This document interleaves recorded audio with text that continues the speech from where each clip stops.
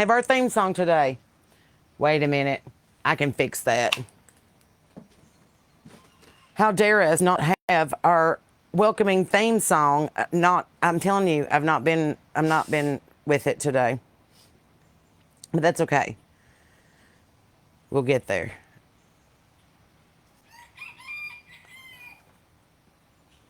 There it is. I was like, we just had the here we go. You ready? Grab your Bible and grab your smokes. News and weather, music and jokes. See on the porch in my favorite house coat, it's the Sarah Beth Terry Show.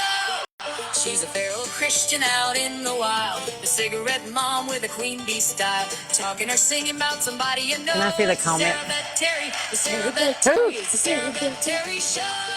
I'm Sarah Beth Terry, and you're not. Good morning, good morning, good morning, good morning. Welcome to the porch on Thursday, June the 11th, 2026. And here are your world headlines. I'm hot and sweaty. It is a heat index of 105. The humidity is 175. It's going to be hotter than hell. Get right with Jesus. Okay, so moving along. In the world today, the World Cup 2026 kicks off today. Today, the World Cup kicks off. I know you're super excited. The biggest World Cup ever begins in North America with 48 teams. Major storylines include final World Cup appearances for Cristiano Ronaldo and Lionel Messi.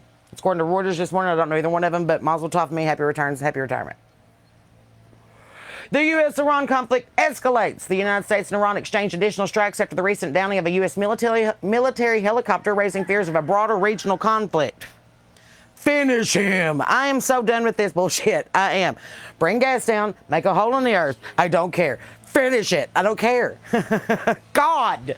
So sick of being pissed off about something I don't have any control over. Okay. Moving along. Wait a minute. We got bigger hot headlines than that. Also in the world, climate concerns continue. International reports warn global temperatures remain near critical Paris Agreement thresholds. I'm sure the data centers probably have nothing to do with that. I'm sure that's probably unrelated. Anyway, because they're doing things next door. Also in the world news today, Gaza and Lebanon remain active conflict zones, so don't be heading there for vacay. Ukraine reports additional Russian attacks near strategic infrastructure. Yeah, probably. Because Putin's a lot like that boyfriend that don't want to date you, but he don't want nobody else to date you. So, you know, get there. India's Narendra Modi becomes the country's longest-serving elected prime minister. Well, congratulations, considering that's the first time I've ever heard of you until today. Good job. European leaders continue debates over immigration and security policies, basically saying, if you belong here, welcome in. If you don't, go home. Is there a new policy besides that? No? Okay. Global oil markets remain volatile due to the Middle East instability. Yeah, that, and it's summertime and we're all traveling and they know it. So I am 6 of 1. That seems just more like clickbait. I'm going back to my headlines. In the United States, inflation remains a major story. Markets are watching new inflation data after May's higher than expected numbers. Investors are waiting on fresh economic reports today. I can give you a fresh economic report. Bread's sky high, gas is sky high, wheat is surprisingly level. Marlboro has come out with a new cowboy cut, which is now $5 a pack. So guess who's going to be switching? Get my horse. And let's see, what else are we doing to rob Peter and pay Paul? Selling eggs, I'm selling shirts, I'm selling jackets, I'm selling hats. Get on SarahBethTerry.com, look around. Yeah, pretty easy. All right, markets looking to rebound. Stock futures were higher this morning after several days of tech-led declines. Adobe earnings and Microsoft restructuring plans are getting attention. You watch, we're going to come back with a computer room in everybody's house within the next 5 years, and we're going to have a PC that we all sit around. The World Cup fever hits America. If you've not got your news, Lay's potato chips, the steak-flavored one, that is to represent Brazil, so good job. I don't know. I always know something's coming up because they changed the product labeling on stuff that sponsors whatever's going on. With the tournament opening, host cities across the United States are seeing major tourism and economic activity. Probably, we're having a big damn sports game. Y'all want to come and eat a funnel cake. Is this new? The fair has been doing this for years. Okay, politics. A Supreme Court decision looms today. The Supreme Court is preparing to issue several rulings in major cases involving birthright, citizenship, immigration, election law, and federal authority. So look forward to that. The immigration funding battle continues as Congress is debating the fallout from a recently passed $70 billion DHS and ICE funding package. $70 billion. Keep in mind, that's only half of what we've sent overseas in foreign aid last 6 months. So, you know, it's like, who were we watching last night? And he said, I know there's no life on other planets because otherwise we would have sent them some foreign aid already. I can't sit up any further than that. I have a pillow in my bag, and you giving me coaching is throwing me off. Immigration funding battle continues. So, you know, midterm politics are heating up as the key governor and Senate races are beginning to take shape as parties position themselves for November's election. Has anybody else called in a vote on American Idol for the LA mayorship yet? Because Spencer Pratt was leading it, and then all of a sudden we had a Biden 2020 situation where they got like 900 votes in the middle of the night. So, is Carrie Underwood still the American Idol? What year are we in? I don't know what the fuck's going on. Okay, summer entertainment season begins. Fashion, television, sports blockbusters are all ramping up. I know, and now Michael is available on Amazon Prime for the low, low price of $29.99, so you can watch it in the comfort of your own home without pants on. You're welcome. Thanks for the internet. In Appalachian Watch, few items close to home. Garden centers, farm stores, and feed suppliers across Appalachia are reporting heavy seasonal traffic as plant season hits full stride. If you ain't got your corn in the ground, what are you waiting for? It ain't never going to get tall unless you put it in the ground. You got to get your beans and your corn out. Now, get your Three Sisters out. Make sure you're deadheading your roses. Make sure that you're staking your tomatoes. And make sure that you're trying to keep the groundhogs out of stuff. Marigolds and mint help. However, we are down to 5 baby chicks because we have a weasel. And I'm not talking about Pauly Shore. I mean an actual weasel. So we're down to 5 babies. At this point, I can't cry anymore. It's survival of the fittest. I'm not counting graves. I'm counting survivors. So tourism traffic is increasing through the mountains thanks to summer travel and World Cup visitors moving around the eastern United States. I know that the top thing on my list this year is to watch a soccer game. So thank God that they're going to be somewhere close. I don't understand. Anyway. West Virginia Summer Festival and Fair season is beginning to ramp up statewide. I'll keep my opinion about that to myself.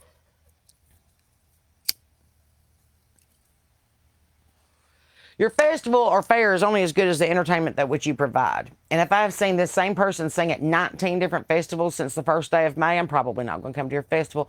If they've called me asking for songs because they don't write any of their own, I'm probably not going to come to your festival. If they have stolen songs from me, taking my name off of them, and are fixing to get sued with a huge, huge theft of intellectual property lawsuit, I don't want to see them at your festival. Going to share a stage with one of them in August, and that's okay. I'm going to play all the same songs she is since she took my name off of them and she stole them. And then I'm going to serve her with a great big huge lawsuit that says this is not allowed in country music. Ask Robin Thicke how stealing shit went for him. In country music, artists continue announcing summer fair, festival, and amphitheater tours. Imagine that. Independent country and Appalachian artists are seeing strong engagement as festival season opens. Yeah, because they know we'll play for free for exposure. National's focus remains on summer releases ahead of the CMA season. Well, yeah. We just had CMA Fest. We're going to have it on TV here in a couple weeks. And if you think that things are done, you are badly mistaken. There's a shit ton of Easter eggs at the CMA Festival, and you're going to see a lot of it come to fruition in the next 6 to 8 months. So if you were there, you'll know. If you weren't, pay attention. As for the Sarah Beth Terry headlines, the feral Christian recovers after a hard week. I buried a baby duck. I lost chicks through somebody else's mistakes. Played shows, kept moving, and still got up this morning asking what's happening in the world because that's a headline too. So, you know, if you're getting a little deeper into things, Reuters is my favorite to check on because The Guardian's also pretty good. You know, make sure that you know what's going on in the world around you. If you're keeping up with the feral Christian watch here on the porch. 5 surviving baby chicks still need mama hens to cooperate, and they're not. My garden projects continue despite my setbacks. The new Bible study topic is up and ready to roll for this evening, so join us at 7 o'clock for the Feral Christian Bible Study. Discernment still has preaching legs. We're pretty excited about all the engagement on the podcast for that. My song ideas continue to pile up. The 52-card song decks keeps evolving. My summer shows continue to build momentum, and I'm a tired Appalachian woman who got up another day and kept going. So, may not make Reuters, but around here it's newsworthy. So, I'm here. I'm here for it. Nanny, nanny. Hello. I'm so sorry, Tracy. Losing a baby dick is no fun. And I can't cry anymore over lost chicks. I can't. It's survival of the fittest. If I had a dedicated brooder on the porch with a heat lamp and Fort Knox built around it like I did with my first flock, then yes. But these hatch them themselves, and you are responsible for them yourselves. And you can't keep up with your baby chicks. I don't know what to tell you. I cannot be placing them into an adoptive scenario here. Like, just keep up with your kids. Vicky's corn is waist high. Congratulations. You got it in the ground quicker than I did. Mine's only about knee high. But my tomatoes are chest high right now, and I got a ton of green tomatoes right now. So excited. I got to get rid of a raccoon. He keeps eating all my cat food and all my leftovers, and I'm pretty sure he's stealing my baby chicks. So, you know, if anybody has a live trap that they want to donate to the porch, let me know, because I don't want to drive all the way to Tractor Supply. One, because I hate Allison. I think they should fire her. And two, because I don't like spending my money there since they're such assholes and like to kill turkeys. Three, Rural King is too far away for the trip that I need to make today before I have company this evening. So, if you want to donate a live trap, holler. That's all I know. You're in Ohio. Hello, Betsy. Good morning. Good to see you. Hi, Tori. Hi, Cynthia. You met a new feral Christian? Heck yes. I love it. And we were talking about that yesterday. I was talking to Carla. Was it yesterday or the day before yesterday? Carla, Jen, Cynthia, and me all met for the first time. Not on the porch. At a show the other night. And now those people are friends in real life. The porch is working. I want us to get together in real life. I want us to go have lunch. I want us to go junk. I want us to go to Pretty Place together the day after my show on August the 22nd at the Fix, North Carolina. If you got your tickets, they go on sale tomorrow. I want all of us to do things together in real life. I want us to build a community. And it's hard to do that if you don't get off the couch. So put on your good walking shoes. We're going to Goodwill. It is not storming here today. Today it is hotter than blue blazes. It's going to be 98 degrees. It's clear as a bell, and it's muggy. But it rained nonstop for the last 3 days, so my grass is going to be knee high. I'm going to have to bush hog it before I can mow it. But that's okay. Belinda's already ate 2 of her skitty squashes. Congratulations. I haven't eaten anything out of the garden yet besides a sprig of basil that I put in some pasta sauce last week. But other than that, we got some tomatoes and peppers coming up. I have one squash out there that's holding on for dear life, and it's about this big, so I hope that it don't get it.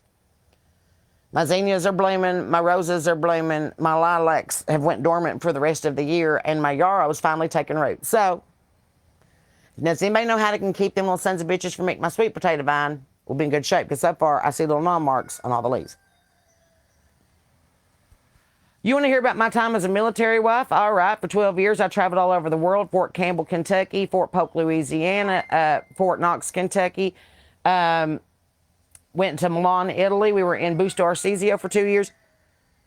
I was a very good Army wife. I was the head of the Military Action Committee at Fort Campbell. I worked with the community to organize events and parades. I worked with the PTSD outreach. So we worked on songs and things like that. I enjoyed my time as a military wife very much. I did not enjoy when he got out of the military and started playing all the Xbox games that he could within a 24-hour period at 50 years old. But I have a lot of pride and patriotism because I am a 42-year military daughter. My dad's in the military, my brother's in the military, my grandfather was in the military, my cousin Sharon's in the military, my uncle's in the military. And then I got divorced, moved to a mountain, raised a bunch of chickens, got on a dating app, and I'll be damned to go to hell if I didn't meet another soldier. So I am now a retired soldier's wife. Sean was in the CST with the National Guard for a long time, and it's very, very nice to talk the same language. So, but I've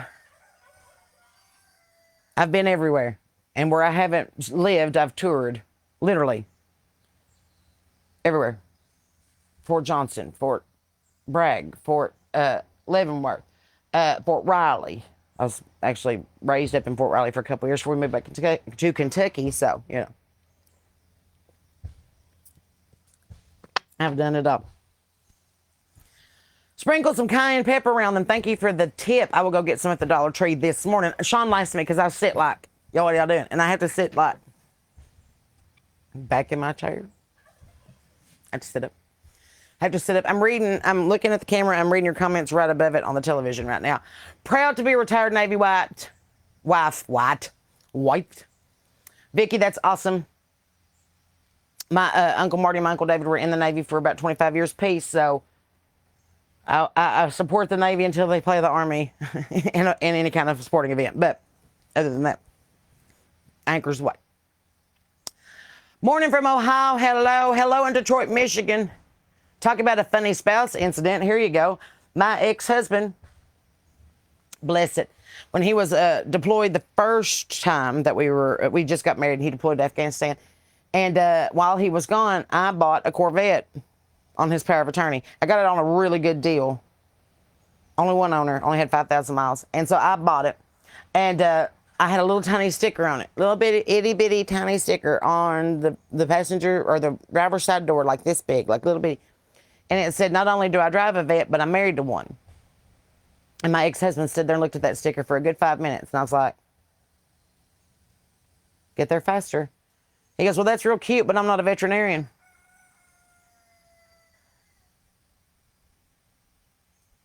And he was in military intelligence. So anyway, all kinds of fun stories. But if you want to hear all the good ones, you have to come to my show because that's part of my bit. Hello, Wendy from Kentucky. Good to see you this morning. Hello, Ann. Hello, April in Alabama. Good morning. Glad to have you on the porch today. What are y'all getting into? West Hamlin. I used to live in West Hamlin like a year and a half ago. We used to live down there at, well, I say live. We stayed there for like 3 months while we were working on the house. What's it called? The campground down there on Mud River. I can't think of it to save my life now. Anyway, it was a fun time. We stayed at Vicky's. I don't remember the name of the campground. But we were in Hamlin, West Hamlin, and traveled between the two while we were down there. So, good memories. How's my daddy doing, Grace? Thank you so much for asking. He's doing so well that he is replacing the seat on the ride lawn mower today, and he's taking his new four-wheeler out for a spin. I say no to him. One of his buddies was like, now that you got rid of your motorcycle, do you want this four-wheeler? And Dad's like, I actually need a four-wheeler for deer hunting season. So at least he's on four wheels now. But his face is healing. He's up and mobile and, can't keep a good man down. So, this won't lick him. He's been through worse. But thank you for asking about him. Thank you for praying for him. I do believe that in the power of prayer, and I think that the reason that he's doing so well is because we've all lifted him up to the Lord. So thank you so much for thinking about my daddy in prayer this week. He is doing much better. Ann's about to go lay by her pool. Why don't you brag a little bit? Where are you at, Ann? Can I get there by noon? You want me to bring a cheese ball? Robin, it is also hot and humid in West Bygod, Virginia.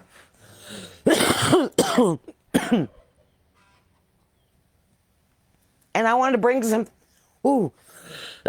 speaking of smoking, I got a baby out. Damn it. I can hear it chirping.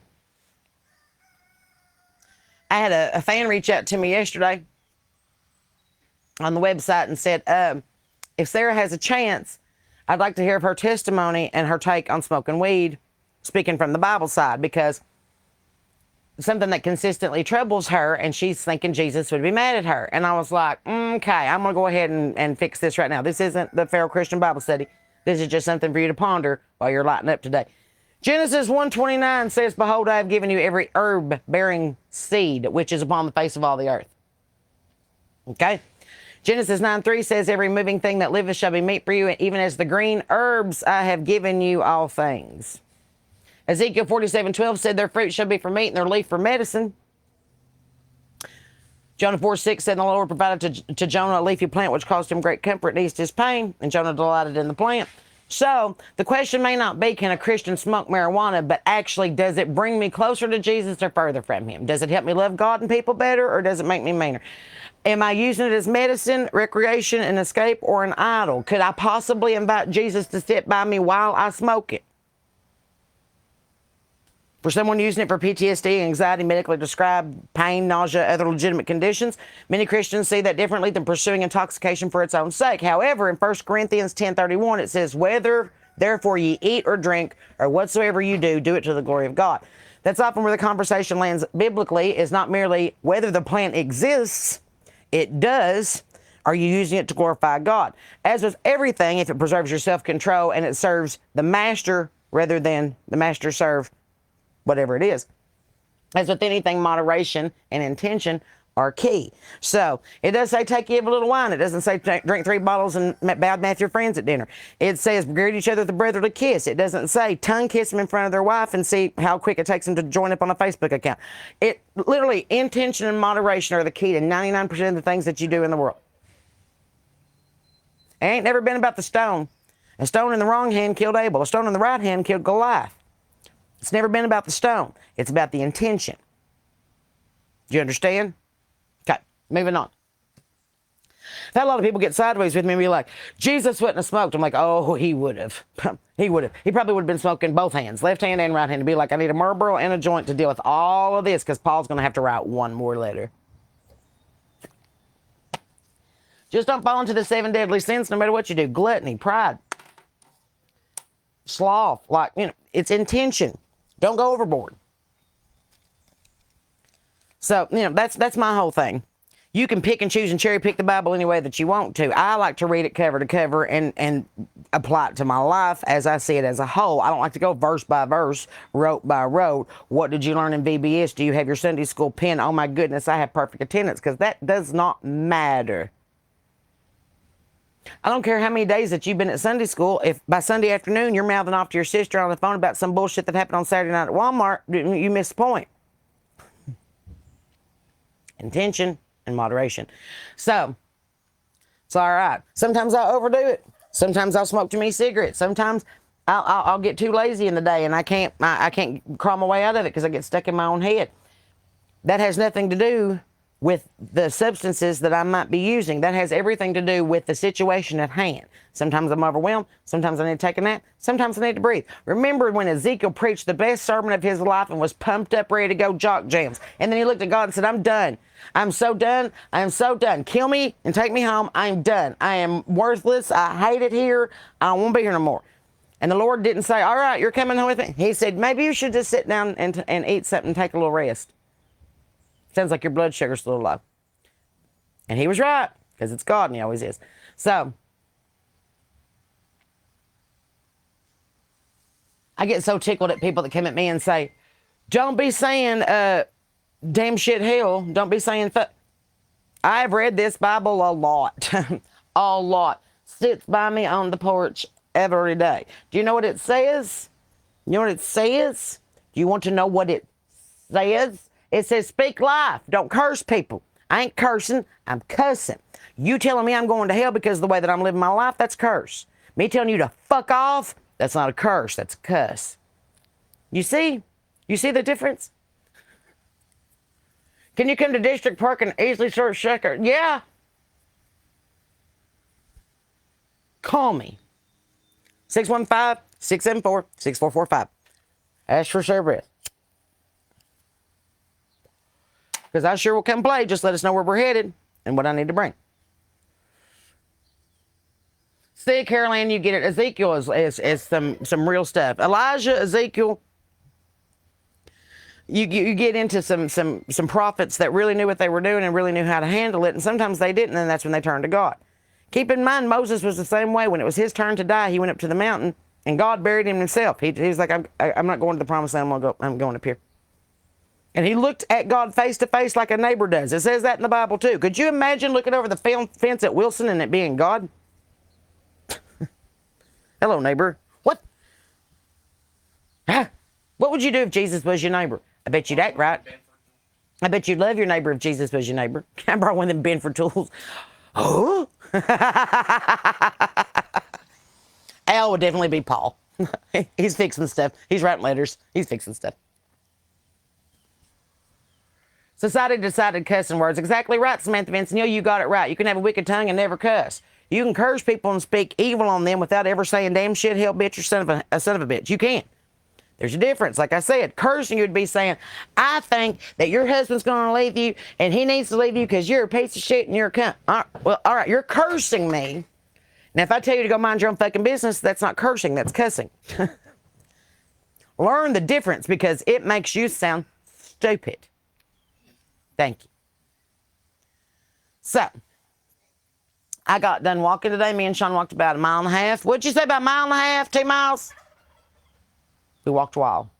I got hot. We came back to the house. I sat here and had a couple cigarettes, visited with y'all. Now I'm fixing to go save a baby who has got out of the coop again. I can hear it. Sean, darling, can you come wrap this up because I have to go to the yard? Sean's out front working, and he knows how to work my computer because I don't. I usually do it on the phone, and then now he's got me on the computer. Internet's being crappy. I'm sorry. But I am tickled that you joined me this morning for the top 10 headlines and the weather and the news and sports and jokes and music and everything else that goes on Thursday. Tonight at 7 p.m., we're going to have the Feral Christian Bible Study right here live on the porch, so make sure that you join us with your Bible and your smokes and your friends. And in the meantime, friends, remember to keep your Bible open and powder dry in your head on smoke because people are acting crazy. Everywhere you go, they're crazy. Just be not as crazy as them. Be nice to old people, animals, and children. And as always, love your neighbor if you can't give it to God because he loves you and I do too. And in the meantime, friends, until we meet again, remember, perhaps the most important of all, I'm Sarah Beth Terry. You're not. Bye.